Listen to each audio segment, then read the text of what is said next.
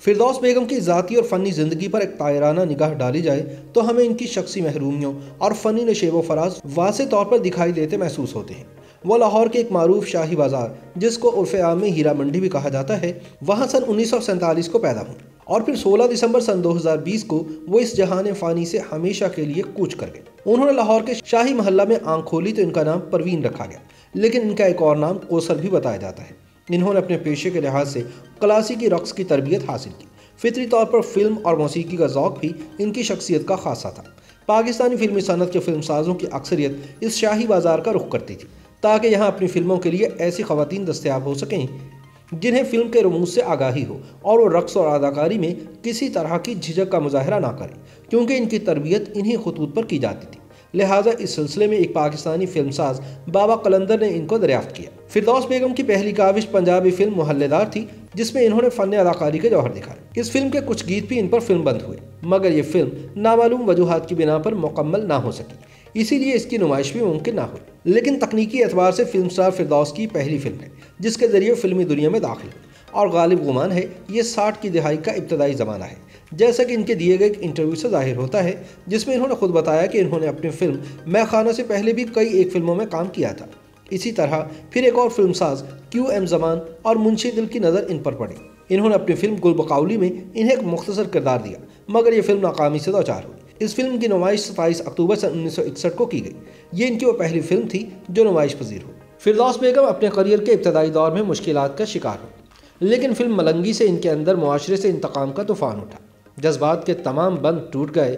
Film बिन इनकी अदाकारी की रोह में ऐसा बह गए कि किसी ने इनका चेहरा देखकर दांतों तले उंगलियां दबाई तो कोई इनके अदा किए हुए मुकालमों की अदाई में मुजस्सम हुआ। फिल्म हीर रांझा में फिरदौस ने हीर वारिस शाह की हीर का रूप धार लिया। हर नस्ल के रांझे अपनी हीर का अक्स इनके सरापे में देखते थे। फिल्म इंसानियत की इस अदाकारा का दिल पिघला तो इसने ज़माने को माफ़ कर दिया। मद्दाहों के लिए अपने फ़न की होकर रह गए। मोहब्बत की, जुदाई बर्दाश्त की, धोखे सहे, कोई महबूब बनकर आया, किसी ने रांझा होने का दावा किया, किसी ने शादी की और किसी ने जिंदा दरगो। एक औरत ने मर्द के कितने रूप सहे। फिरदौस बेगम की ज़िंदगी दर्द की एक दास्तान है जिसको न कभी फिल्माया गया, न इसे किसी तख्लीककार ने लिखा। इसके किरदारों में रंग भरने वाला मुसव्विर अभी तक दस्तयाब नहीं हुआ। फिरदौस बेगम का असल नाम परवीन है।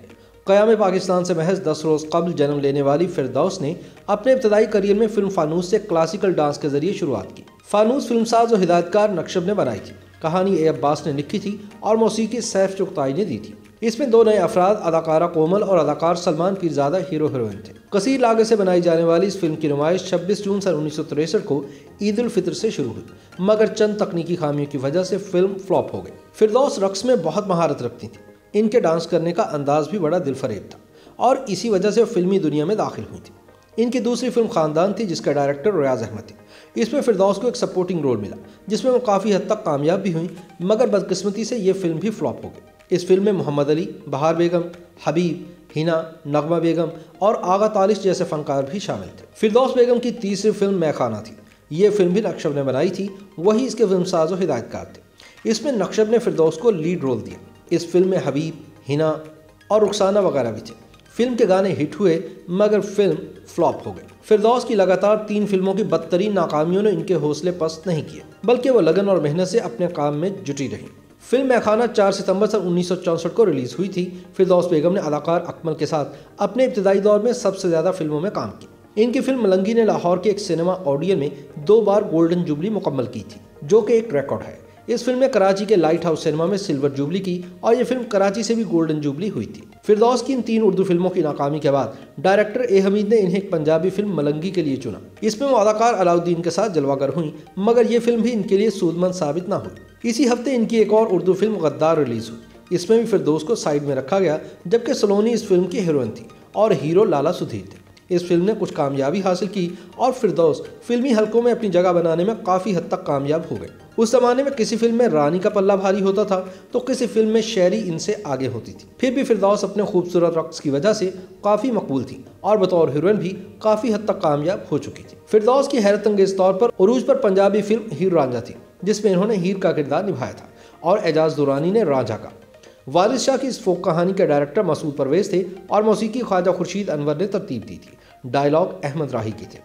ये फिल्म 19 जून सन 1970 को रिलीज हुई और कराची और लाहौर के अलावा पाकिस्तान के तमाम शहरों में सुपरहिट रही। इस फिल्म में 13 गाने थे और हर गाने पर फिरदौस ने हैरत अंगेज तौर पर बहुत उम्दा और मुनफिद रक्स पेश किया। फिरदौस बेगम ने तकरीबन 150 फिल्मों में काम किया, जिसमें से 130 पंजाबी, 20 उर्दू और 3 पश्तो फिल्में थीं। इनकी फिल्मों के गीत आज भी कानों में रस खोलते हैं। इनके अदा किए हुए मुकालमे मोहब्बत करने वालों के लिए हरफ़े आखिर थे।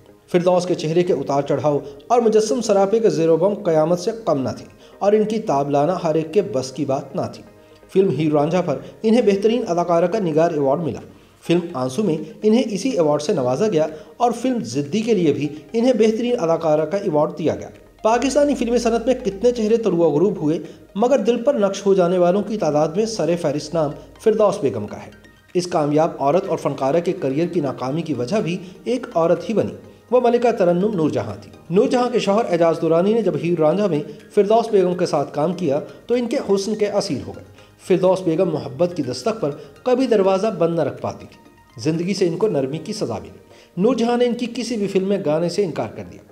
ये वो ज़माना था जब नूरजहां की आवाज़ फिल्मों की कामयाबी की ज़माना थी। फिल्म साज भी मादियत परस्त थे। उन्होंने भी अपनी तवज्जो का रुख बदल लिया और यूं तनज़्ज़ुली फिरदौस बेगम की कामयाबी का रास्ता खोटा करने लगी।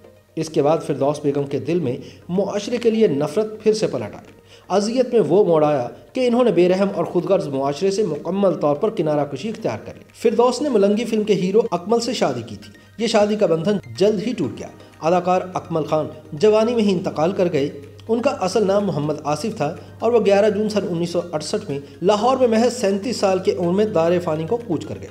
फिरदौस बेगम के 2 बेटे और एक बेटी हैं जो इनके दूसरे शौहर से हैं। हमारे मुआशरे ने जिंदा औरत और इस अजीम फनकारा को गुमनामी में ऐसा दफन किया जिस पर यह गुमान होता है कि शायद अब वो हमारे दरमियान नहीं, मगर वो अपनी सितम ज़रीफ़ी का किस्सा कहें भी तो किससे कहें। यहाँ तो लोग रूही बानो जैसी फनकारा को भी इबरत का निशान बना देते हैं। फिरदौस बेगम ज़माने की इस सफाकी से वाकिफ़ थीं, इसलिए अपने लिए तन्हाई का कैद खाना मुंतखब किया। कई बरस गुजर गए। फिल्मी सनत उरूज ज़वाल के मराहिल से होकर नए दौर में दाखिल हो गई, लेकिन कोई ना जाने वो हसीना जिसकी आंखों के दिए तारीक दिलों की ज़रूरत बन जाते थे, वो आंखें कहाँ गई। जब फिरदौस बेगम का फ़नी अरूज ख़त्म हुआ तो वह ज़मीनी हक़ाइक़ को बर्दाश्त ना कर सकी और ज़िंदा रहते हुए भी फिल्मी मंजरनामे से दूर चली गई। मुआशरे से ताल्लुक़ तकरीबन ख़त्म कर लिया। इस अज़ियत से निकलने के लिए कई तरह के हीले किए। हर चंद के इनकी औलाद मौजूद थी, लेकिन मुआशी तौर पर भी आसूदा थी, मगर फिर भी खुद इख्तियार की हुई कैद तन्हाई भी इनके गम का मदावा ना कर सकी। गुजरा हुआ वक्त तो किसी सूरत भी वापस नहीं आ सकता, लेकिन सरकार और समाज ऐसे फनकार को तन्हाई से निकाल सकते हैं। मगरिब और मगरबी सिनेमा के लिए आप जो भी सोचें, मगर उनके यहाँ सोफिया लॉरेन हो चाहे मेरिल स्ट्रिप, वो शबाब रुखसत हो जाने के बाद भी फिल्मी दुनिया की अहम शख्सियात रहीं और वहाँ के फिल्मसाजों ने इनसे काम लिया। न जाने फिरदौस बेगम ने हमारे बारे में क्या सोचा होगा। जिन लोगों के लिए उन्होंने अपनी ज़िंदगी के सुनहरी दिन निछावर कर दिए, वो उनकी नज़रों से ओझल क्या हुई, किसी ने पलट कर ना पूछा।